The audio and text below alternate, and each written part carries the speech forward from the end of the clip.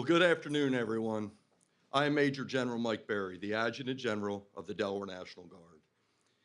It is a tremendous honor for me to welcome all of you to the Major Joseph R. Bo Biden III National Guard Reserve Center. It's been a pleasure to partner with the Wilmington Veterans Affairs Medical Center, not only today in hosting this PACT Act awareness event, but for the work that we are doing together to prevent suicide among veterans and our military service members. Our partnership is essential to getting veterans the access to health care and benefits they rightfully deserve.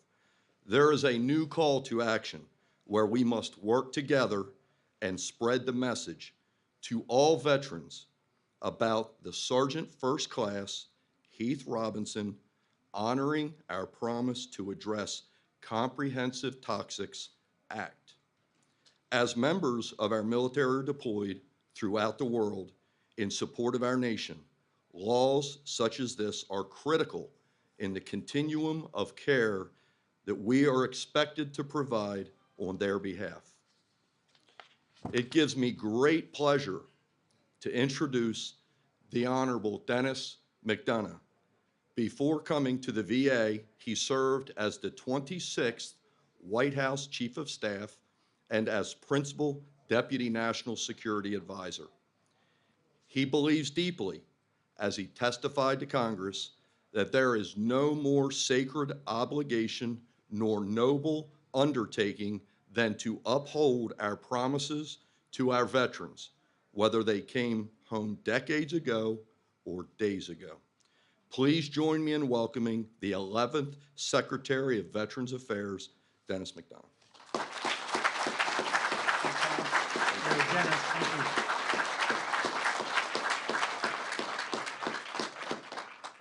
you. Mr. President, good afternoon and welcome home. General Berry, thanks for that warm welcome and for your 3 decades of service and leadership. The Delaware Guard's been defending our freedom since long before our founding, whenever and wherever the country needs them. We all saw that kind of devotion in the actions of Tech Sergeant Matt Kiefer, recognized just last Friday with the Distinguished Flying Cross for his heroism in Afghanistan, responding to the tragedy at the Karzai International Airport a year ago August. And you're sending the 160th Engineer Company downrange come January to Kuwait. May God bless them, keep them safe. It's an honor to be here in this building at one of the last of more than 100 events that we've been hosting at VA during the PACT Act Week of Action.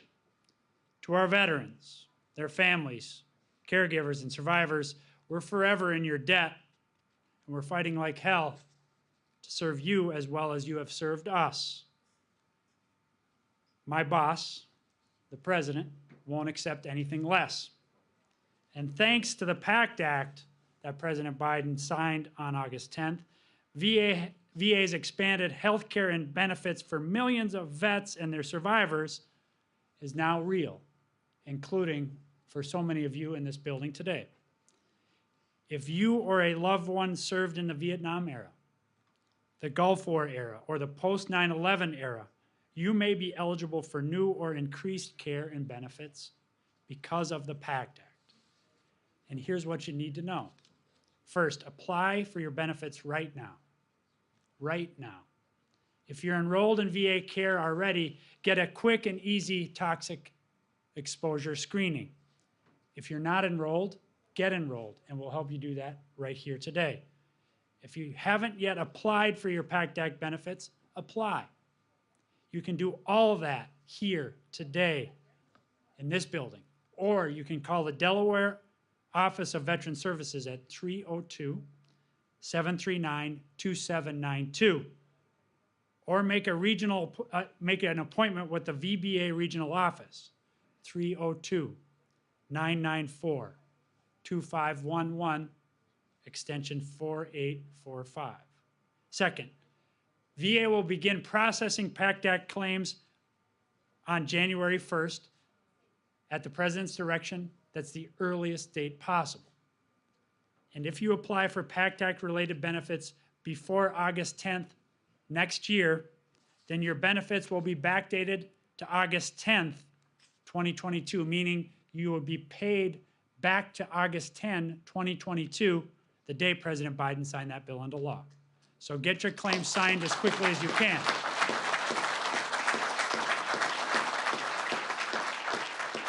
Third, I know, because I've heard, that some vets are worried that applying for PACT Act benefits will impact their current benefits. The truth is the following. With the PACT Act, you are 32 times more likely to have your benefits increase than decrease. So please file your claims. Fourth, there's some people out there who fear that they need a lawyer or they need to pay somebody to apply for your VA benefits. We don't tolerate that. President Biden will not tolerate that. Applying for your PACT Act benefits is free, it's easy, and by working directly with VA or with a Delaware State Veteran Service Organization or your county veteran service officer, you can get exactly what you need. Fifth, to learn more about the PACT Act, apply anytime at va.gov/PACT or call us at 1-800-MY-VA-411. Join the nearly 190,000 veterans and survivors who have already signed up for their benefits since the president signed that law. Whenever somebody signs up to serve our country in the military, we have what the president calls a sacred obligation to them and their families. We make them a promise. If you fight for us, we'll fight for you. If you take care of us, we'll take care of you. If you serve us, we'll serve you when you come home.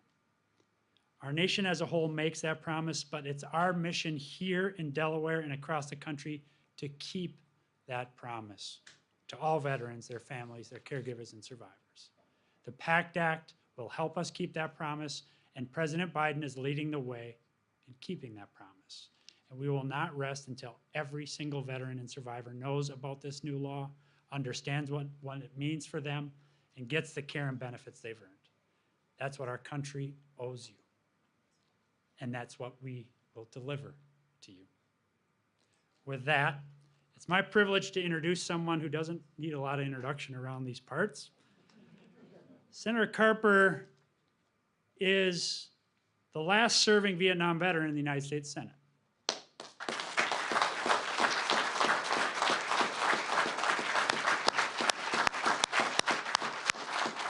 He's given more than 40 years of devoted service and strong leadership to improving veterans' health care and services here in Delaware and across the country. Please join me in welcoming 23-year veteran of the United States Navy and Naval Reserves, Captain and Senator Tom Carper.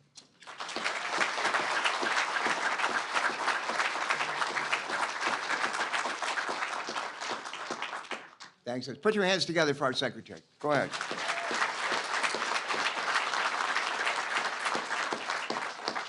Dennis, it's great to welcome you back to Delaware. Thank you so much for your leadership and for all you're doing. And I just want to say to the president, you could have picked a better guy or gal for this job. So thank you. Thank you for that. Chris and I got to vote for it, got to confirm it. Easiest nomination vote we had all year. Easiest one. Well, I'm delighted to be here with our Commander-in-Chief of the state of Delaware, John Carney. And go ahead.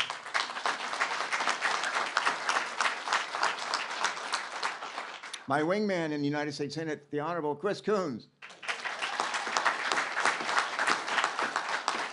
And if you're wondering, is there an honorable wing woman over in the House of Representatives? There sure is. And her name is Lisa Blunt Rochester.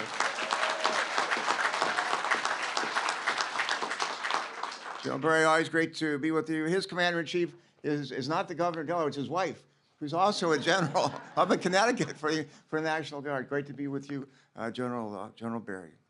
And we're especially pleased to be able to welcome home Especially pleased to be able to welcome home our friend, the President of the United States, Delaware's own Joe Biden. Woo!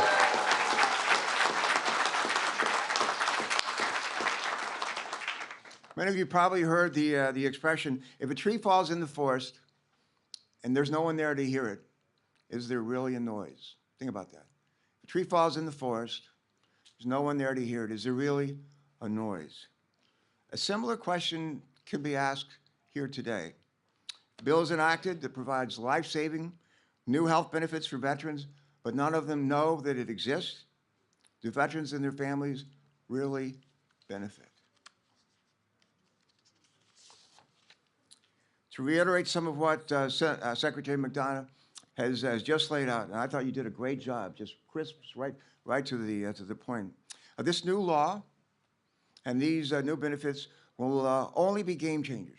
Will only be game changers if we, working together, get the word out about the PACT Act from sea to shining sea to our veterans, to their families here in Delaware and across the nation, and sign up for health care benefits that they've earned through their service. That's the key. The PACT Act, which Senator Coons and I, Congresswoman Blunt Rochester, and I were proud to support earlier this year, along with bipartisan majority of our colleagues in the House and the Senate, will expand access to VA health care for upwards of, listen to this, 3.5 million post 9/11 veterans, many of whom were exposed to toxic burn pits in Iraq and Afghanistan and other conflict zones around the world. To put it bluntly, this bill is going to save lives, a lot of them. I've often heard our president say, and I'm sure our congressional delegation has as well, all politics is personal, and he adds to that, all diplomacy is personal. For him and for me, the issues before us today are deeply personal ones.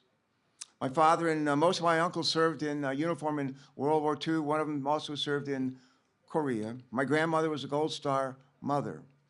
My mom's youngest brother, Bob Kid Patton, was killed in an accident at the age of 19 on October 26, 1944, in a kamikaze attack in the Western Pacific on his aircraft carrier, the USS Swanee. His body was never recovered. If you ever come to my office at 513 Hart, you walk into my personal office, there's a huge picture of him on the wall in his Navy dress blues. He just made, he's a third-class petty officer. He just made third class. Great picture of him. And I'm reminded of him every day I walk into my office when I see his smiling face of his sacrifice and the sacrifice, really, of my grandparents. Growing up in a household with a strong military tradition, I also felt the call to serve our country and did so, as Dennis has said, for 5 years as a naval flight officer during the Vietnam War. After my time on active duty ended, I took a new commission with the Naval Reserve, wound up flying with the Navy P-3 Squadron out of Willow Grove, Pennsylvania, just not too far from where Jill Biden grew up. And people say, what is a P-3? We use them for low-level missions off the coast of Vietnam, about 200 feet off the water for 3 different deployments. We track Russian submarines all over the world. Last P-3 just retired last year. And but in any event, that's what I did. I loved serving in that role. But it was actually the opportunity to use the GI Bill to attend graduate school, to get an MBA at the University of Delaware that brought me to the first state. And when I arrived here, I wanted to find out what VA benefits and resources were available to me and, frankly, to other Vietnam veterans. During my very first week, I remember leaving class at Purnell Hall, got in my Volkswagen Carmen Ghia with the rebuilt engine, and drove up Kirkwood Highway to all the way to Ellesmere. And that's where I walked into the VA hospital. It was a World War II relic of a hospital, underfunded, sorely in need of investment and modernization. Staff morale, to be honest with you, was low, and the quality of care left a lot to be desired. The young dentist who provided care for me urged me to find care somewhere else as soon as I could. In the years following that first visit, I became ever more determined to help transform the VA hospital in Delaware and, frankly, other VA hospitals around the country into more welcoming places where high-quality health care was the rule, and not the exception. Today, in no small part because of the efforts of our congressional delegation, led by then Senator Joe Biden, the Wilmington VA Hospital is no longer a World War II relic. It's a world-class health center, led by Vince. Vince, stand up and take a bow.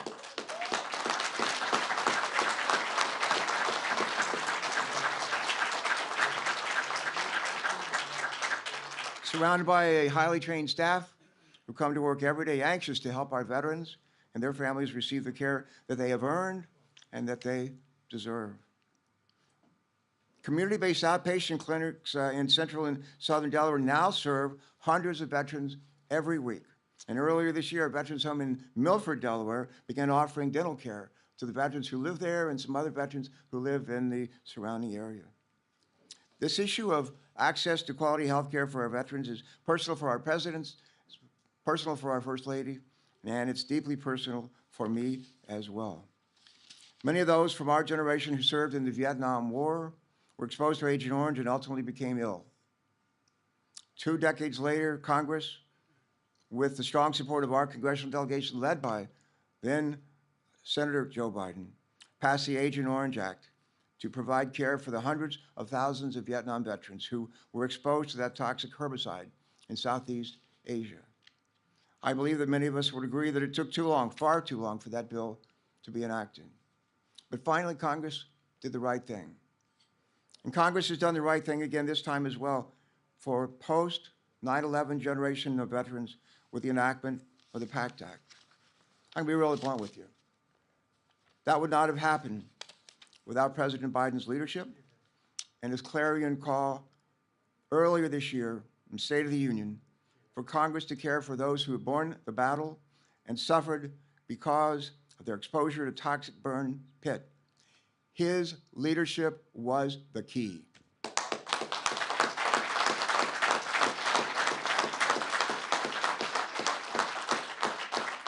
In the military, they teach us train us early on about leadership. And it's something I've thought a lot about in my life, and I know others here have as well. But leaders have the courage to stay out of step when everyone else is marching to the wrong tune. Leaders are aspirational. They appeal to our better angels. Leaders restore hope and make sure that those who need help, those who deserve help, learn how they can access that help and change their lives for the better. And with that, I'm honored to introduce to all of you a purveyor of hope. Think of that, a purveyor of hope, a leader for our country, a Delawarean who obviously needs no introduction. He's the 46th President of the United States. He's our friend. He's our friend. And his name is Joe Biden.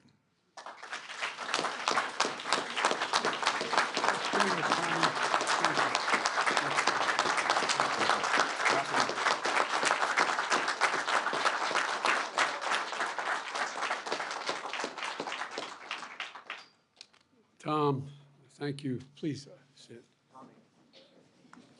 I've been calling Senator Carper Tommy for 40 years. And I call him Tommy, and who are you talking about? I'm talking about my buddy, a dear friend, a combat veteran, a guy who served in the Senate, and he gets it. He gets it. And that's why he's hosted events like this for decades as a U.S. Senator, and before that, as Congressman. I also want to thank Chris Coons. I'm going to use this mic if I can. Is this one working? I also want to thank Chris Coons and Congressman Lisa Brunt Rochester. Thanks for their friendship and their leadership. And John Carney, you're doing a hell of a job, pal. But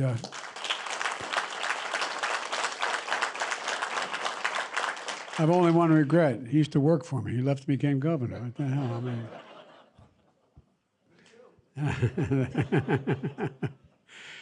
And General Berry, thank you for having us today. It means so much to me. And I must tell you,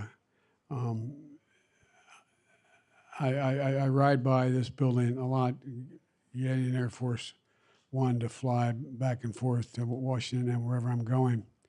And it always leaves me with a little bit of a lump in my throat. My wife's last warning today, when she's still in Washington, there's 1,200 people showing up at the White House beginning noon, and they're going to be a little late. But she said, "Joe, don't get emotional." Not that I ever get emotional, but it means so much to me, and it meant so much to Bo. Frank Vavala is Bo's Adjutant General and a great friend, and I want to thank General Vavala as well. And what I want to do,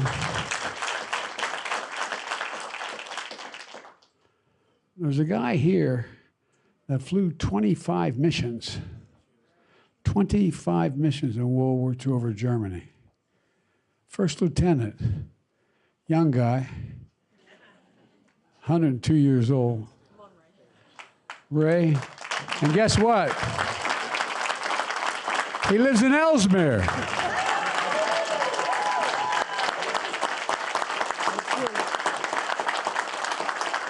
And my claim to fame is I used to be his county councilman. Ray, thanks for being here, pal. You're the best. You're the best. Thank you. I may be Irish, but I'm not stupid. I married Dominic Giacoppa's daughter, so, you know, I got a little Italian in me now, you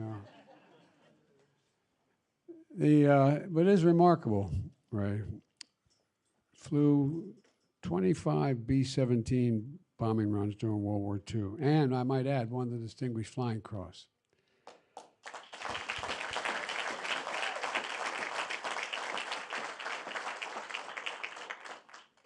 Ray, you were part of the was referred to as the greatest generation.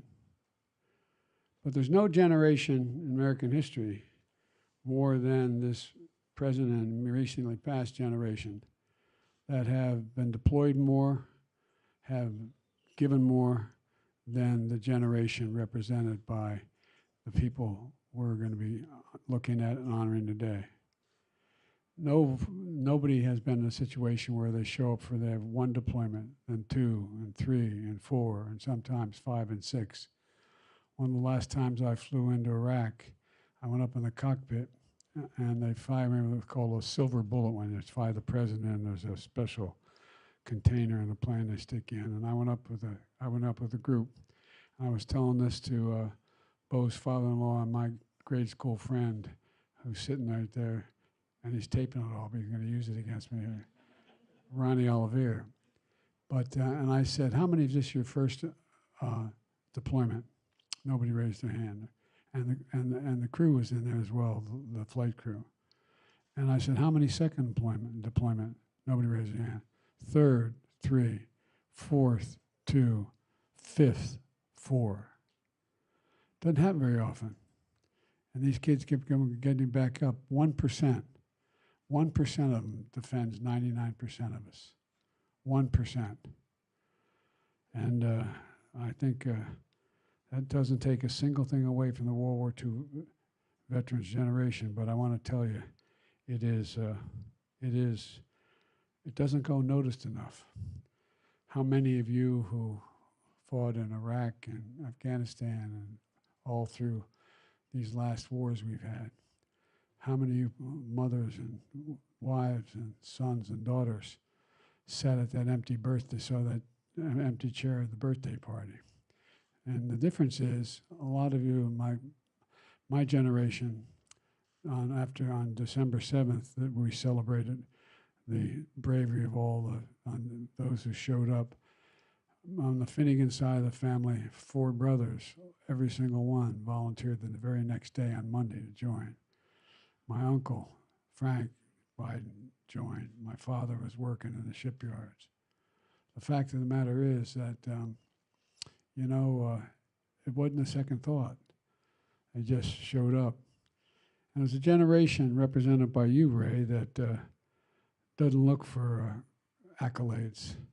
You know, my dad, when I got elected vice president, he said, Joey, Uncle Frank fought in the Battle of the Bulge. He was not feeling very well now, not because of the Battle of the Bulge, but he said, and he won the Purple Heart. And he never received it. He never got it. Do you think you could help him get it? We'll surprise him. So I got him the Purple Heart. He had won it in the Battle of the Bulge. And I remember he came over to the house, and I came out, and he said, present it to him. Okay, we had the family there. I said, Uncle Frank, you won this, and I want the piece. He said, I don't want the damn thing. I'm serious. He said, I don't want it. I said, what's the matter, Uncle Frank? You earned it. He said, yeah, but the others died. The others died. I lived. I don't want it. It's like a generation, this generation, in Vietnam, in Iraq. I was up on one of the points, and they asked the CO asked me if I would pin on a silver star, because a young man on one of these points has one of his colleagues shot, fell down about, I guess, equivalent. I was out there at the point. And it was, I guess, about 150 feet, not straight down, but a hill. And this young man climbed down the hill, put a guy on his shoulder and brought him back up, and was shot at on the way up. And he got there, and I went to present it to him too, and he said, I don't want it. I don't want it. He died. He died. You understand what I'm talking about, don't you? It's real. So these are women and men who are enormously consequential to not only the physical safety of this country, but the character of America. It's who we are. It's who we are. You're the blood, bone, sinew. You're the backbone of America. And you know, my colleagues have heard me say this for a long, long time. We have a lot of obligations as Americans. We only have one sacred obligation. Obligations of the old and the young to educate, to take care, but only one sacred obligation. Let's prepare those we send to war and care for them and their families when they come home from war. And I mean that, and I know my colleagues, we mean that from the bottom of our heart. Reason I call Dennis, who's one of the most qualified people I've ever worked with in Washington, and to ask him to head up the VA nationally, is that I was like all of you in the VA variant, get a phone call. My husband, my son, my daughter is really in trouble. She got to come in, got to see her. Well, she'll be able to come in 10 days, 2 weeks. More people have died from suicide than any other cause in the last 3-5 years. So I called Dennis. I said, can we fix this, pal? That was the start. We increased the federal budget larger than it's ever been increased 2 years in a row for the VA because we owe it.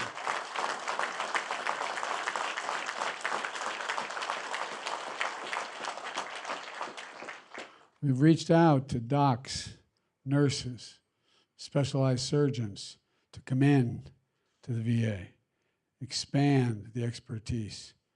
There are good people there. They're all good people. But to increase it. And I think we're making progress. I think we're making genuine progress. And, you know, I think that there's I've been in and out, not as obviously combatant, but in and out of Afghanistan, Iraq, and these areas 38, 39 times. Not as president, only twice as president, but from the time I was a senator, but particularly when I was vice president. And, you know, it was pretty clear to there was a lot of discussion, as some of you remember, about these burn pits. You all know what a burn pit is? It's a hole between 8 and 10 feet, as high as 12 feet deep, the size of a football field, a great big rectangle. And every damn ugly thing in the world was burned in it. Everything. Everything. Toxic waste, everything. And I'm no doctor, but it's pretty clear a lot of guys and women getting sick. And so, you know, one of the things is these poisonous chemicals, jet fuel, and some places, some other things I won't mention, the toxic smoke was thick with poison, spreading in the air into the lungs of our troops. And many of them, when they came home, had gone the best trained, fittest warriors in the world and came home with headaches, numbness, dizziness, cancer. Remember Bo calling and saying how he collapsed on a run? Well, you know, Bo's father-in-law, as I said, Ronnie Olivier, my friend, is here. So are several members of the Guard who served with Bo in Iraq. This is personal to them, and it's personal to all of us. And it's not unique to me and my family. So many are here today and around the country. Secretary McDonough can tell you we're determined to do something about this, come hell or high water. And I mean that. I made it real clear to the United States Congress, if they didn't pass this damn burn pit bill, I was going to go on holy war. Not a joke.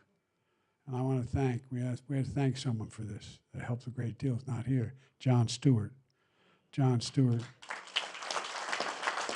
made a gigantic difference. And Dennis and others and I went to on the Capitol steps with groups, and maybe some of you were part of that. Thank you. And you were there, you stayed there, and you insisted that they vote on it because some of our friends were not willing to do this. But you insisted. And finally, you know, they stepped up. It was part of my agenda that I announced in my State of the Union message to rally the country together. I mentioned 4 things. I said, number one, I tried to find things that everyone could agree on in a nonpartisan way that were critical. 1 was dealing with the opioid epidemic in America.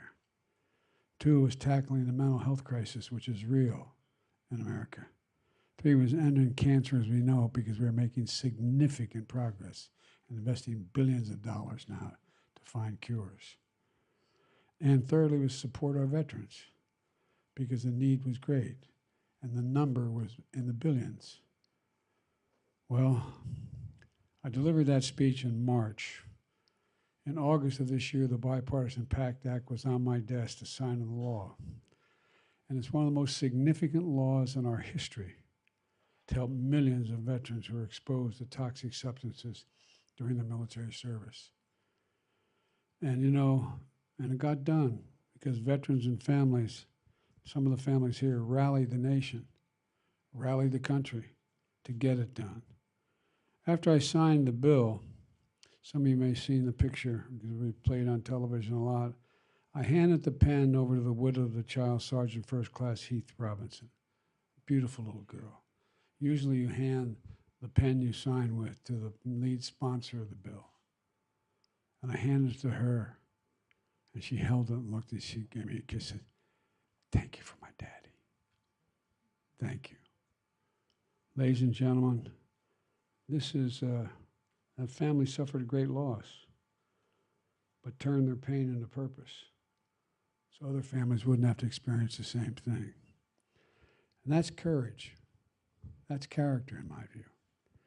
And that's who we are. That's what defines us. We're the most unique nation in the history of the world, because we're the only one that are a product of an idea, not geography, not religion, not ethnicity, an idea. We, the people, hold these truths to be self-evident, that all men and women, we've never fully lived up to it, but we've never walked away from it. And the people who's protected the most are you people sitting in front of me. You know, we learned a horrible lesson after Vietnam, how the harmful effects of Agent Orange. And a new generation understandably doesn't focus on that very much. But you know the biggest problem with Agent Orange? It dropped on a hell of a lot of people's heads. They got all kinds of illnesses, but they couldn't prove it. You had to be able to prove it. You had to have the scientific background to be able to dig in and prove it. Well, because of Tommy and because of others we're serving with at the time, we insisted that all you have to do is prove you were impacted by it, landed on your head, figuratively. No, I'm serious. Nothing else to prove. Nothing else to prove. Because why should the burden be on the victim to demonstrate the problems they've suffered since then because of that Agent Orange when other people weren't suffering those things? So folks, that's why you heard me say earlier that, you know, when Tom and I supported the Agent Orange Act, that was hard to believe, Tommy. That's 1991. You're getting old, man. I don't know. Supporting veterans exposed to harmful substances like we saw in Vietnam. Now the PACT Act brings us one closer to fulfilling that sacred obligation. It empowers the VA to move more quickly to determine if a veteran qualifies for the benefits of the law. And the benefits are real. They're real benefits, like exposure screenings. If you came back and you're and not in a bag, but out walking, you came back, you're exposed, you get the screening. It means new facilities, new research, more healthcare workers at VA hospitals.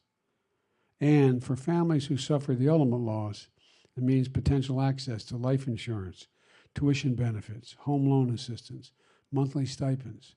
And it's real. It's not small. It's what we should be doing. It says that, for example, if you're a spouse of a surviving veteran who died, a veteran who died from a toxic illness with 2 children, you could be eligible for $2,000 a month to help with those children.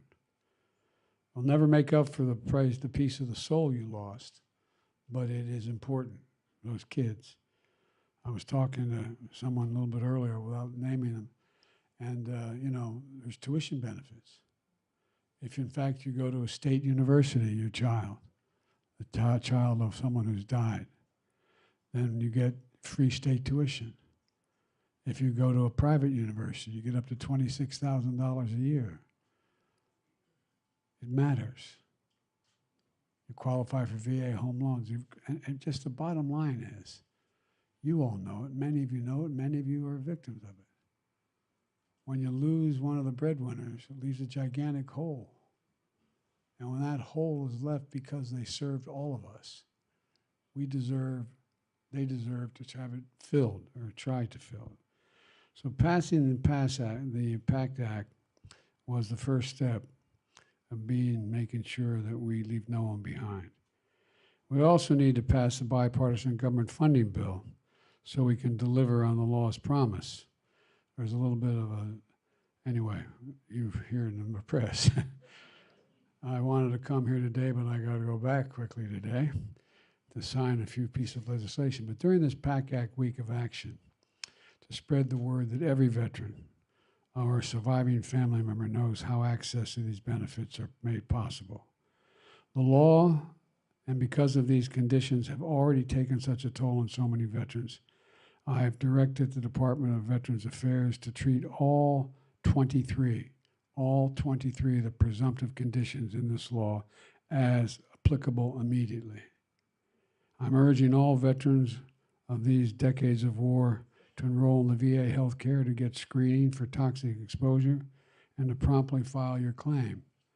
And for those who may be watching at home, because the press is here, visit va.gov/PACT, P-A-C-T, va.gov/PACT, P-A-C-T. And like you heard from Secretary McDonough, the VA will move as quickly as possible to resolve your claim and to get you the benefits you've earned. Here at the Beau Biden National Guard Reserve Center, where Jill and I stopped to say goodbye to Delaware as we were about to be sworn in Washington, D.C. to take our oath of office, is an appropriate place from my perspective and Jill's to be able to continue to push for implementation of this PACT Act. And there's no place I'd rather be today to get the message out about the PACT Act than home here and here in this particular facility. God bless you all, and may God protect our troops. Thank you.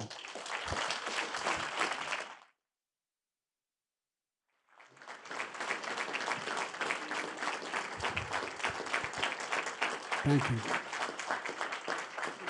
And if you hear a plane flying over this facility, it's me and Air Force One. I've got to go down. I've got to sign the first piece of legislation that just got passed. I'm supposed to do that about 2 o'clock. And anybody who wants to come to Washington, me, jump on. We're good. Okay. Thank you, thank you, thank you. Thank all of you. Appreciate it. Thank you.